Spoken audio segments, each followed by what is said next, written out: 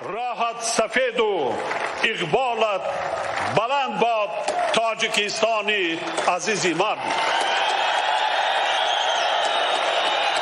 همیشه سلامت و سربلند باشید هموطنان عزیز.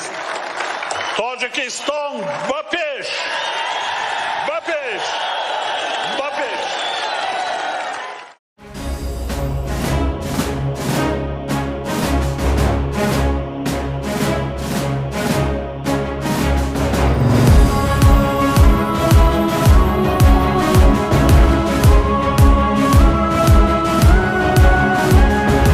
مردی اصیلیم ز کسبیم نداریم، جز خاک وطن میل زروزیم نداریم.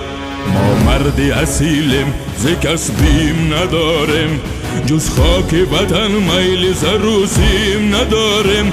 ما افسر جان بازی وطن ملت و کشور، با خیر سری طاعت و تعظیم نداریم. ما افسر جان بازی وطن ملت و کشور، با خیر سری طاعت و تعظیم نداریم. کشور همه یک مرز و برو بوم و فضایش، توأم به وطن ثروتی تقسیم نداریم. ما سر ز گریبان بیبراریم به خدمت، به امر وطن مقصد و تصمیم نداریم.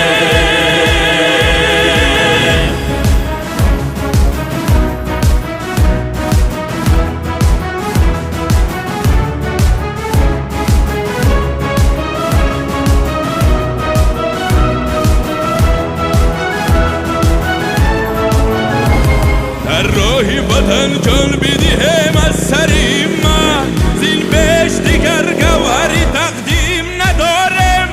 از بحری وطن خورده چو سوگند صداقت، هرگز زیاده حاجتی تعلیم نداریم. کشور همه یک مرز و برو بوم و فضایش، توأم به وطن ثروتی تقسیم نداریم. ما سر ز گریبان بیبراریم به خدمت، به امر وطن مقصد و تصمیم نداریم.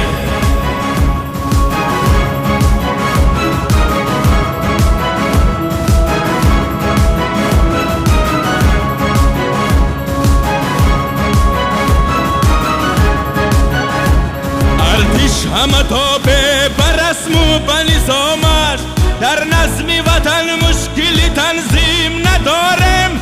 ترخم ننماییم به هر خصم نهانی، در حفظ وطن ما سری تسلیم نداریم. کشور همه یک مرز و برو بوم و فضایش، توأم به وطن ثروتی تقسیم نداریم. ما سر ز گریبان بیبراریم به خدمت، به امر وطن مقصد و تصمیم نداریم. ارتش همه تابع بر رسم و به نظامش، در نظم وطن مشکلی تنظیم نداریم. سرخم ننماییم به هر خصم نهانی، در حفظ وطن ما سری تسلیم نداریم.